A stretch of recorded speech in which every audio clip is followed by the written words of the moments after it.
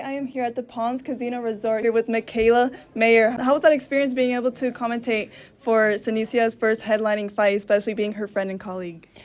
Well, it's usually not suggested that you commentate for, people that you're friends with. There's obviously a little bias that might go into that, but I just try to keep it neutral, and call what I see.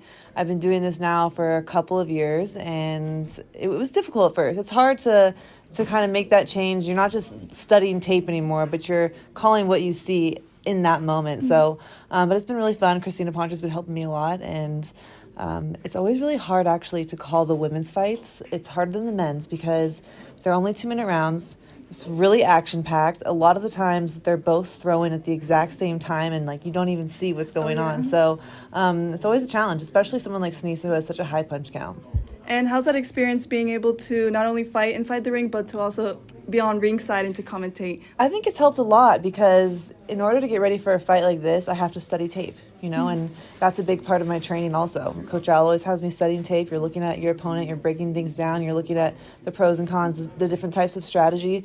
And so I have to do the same thing coming into a fight like this where I'm commentating. It just sort of helps to build my IQ. And tell me a little bit about your trainer. How did you guys get together and what's it like working with him? I got with my trainer when I was 19 years old, so it's been, I'm not good at math, but it's been a while. And I actually got with him because I didn't like my situation. I had just come off 2 losses in the amateurs, really when I first started, and I wasn't happy with my coaching. I thought I needed a better coach, and so my dad looked into all these programs and finding a way to try and find me a coach, and there was a boxing program in Northern Michigan. It was the only scholarship for boxing where I could go there, train with a 2-time Olympic coach, Coach Al, and go to school. And I was 19 at the time, so I was like, okay, I should probably be going to college now. Wasn't anything I ever got pushed to do.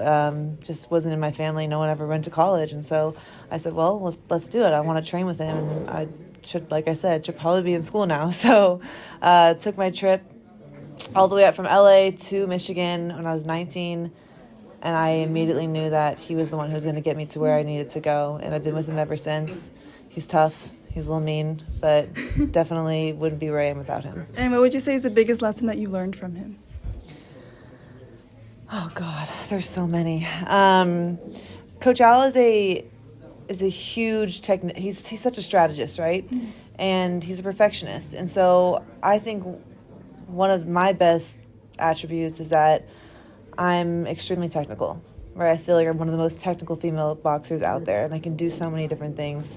Very versatile, and I get that from him. So that, and then just also, he's kept me very humble, kept me working hard. He's very hard to please. He never lets my head get big, never compliments me too much. So just always kept me working hard.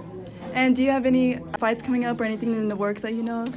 Yes, so I know what my fight is. I can't tell you because it's not announced yet, but it should be announced very soon. I don't have an opponent yet.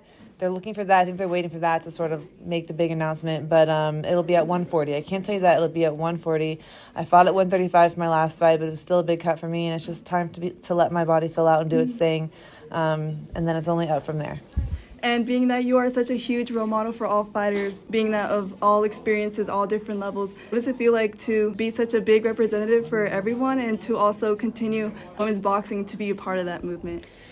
It's interesting for me because I'm just now sort of realizing that, because when I first started, I was, my head was my nose was in the ground. What did they say? I was working hard.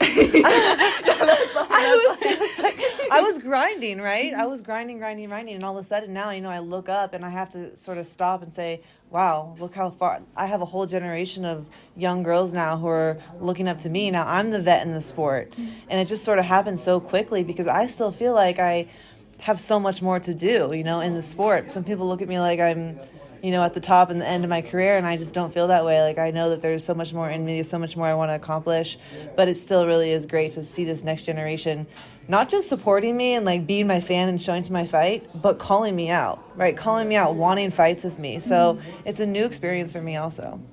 And what would you say the biggest piece of advice you would give to young fighters that are looking to come into the sport? The biggest piece of advice I can give young fighters is get yourself a good team. Do whatever you can to put together the best team possible. And sometimes you have to make sacrifices. I had to up and move from LA all the way to the North Pole of Michigan. I didn't want to go. I didn't even own more than a hoodie. I didn't want to go there. It was 2 degrees.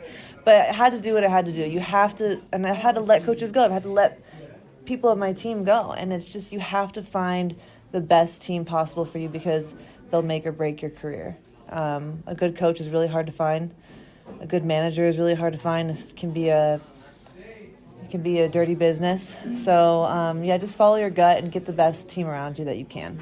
And tomorrow night we have the Terrence Crawford versus Errol Spence fight. What's your prediction on that fight? I'm going to go with Crawford for this fight. I think they're both great fighters. I'm a big fan of them both. I've studied them both coming up. And I just think that Crawford is extremely hard to train for. He's so versatile. You don't know what he's going to do. You don't know what stance he's going to come out in. He's got a great punch variety. And so I think he'll take over that second half of the fight. It's obviously going to be very competitive, but I think Crawford. And lastly, are you more of a fan of the Rocky movies or the Creed movies? I've never seen Rocky. Really? I've never seen God, Rocky. None? And I've seen like a half of a Creed, one Creed. I know, I'm the worst. I actually don't like boxing movies. I feel like I'm boxing all day and then just to go home and watch some more boxing. Watch some more. But also, the storylines just seem like so generic. My favorite boxing movie actually was $1 Million Baby. Obviously, you can't hate that. Oh, yeah. And then Southpaw. Southpaw, yeah, those Yeah, are really good. because it was a different storyline. Yeah. It was kind of interesting. Have you seen Barbie yet? Nope. I should go see it tonight, though. Barbie. I should go see it tonight. I really want should. to see It's it. really good. It's really good. I just watched it I think 3 days ago with my mom, but it was super good and it was really funny too. Really? Okay. Yeah. But yeah, you should I know definitely it's gonna watch be great. it. I can't wait.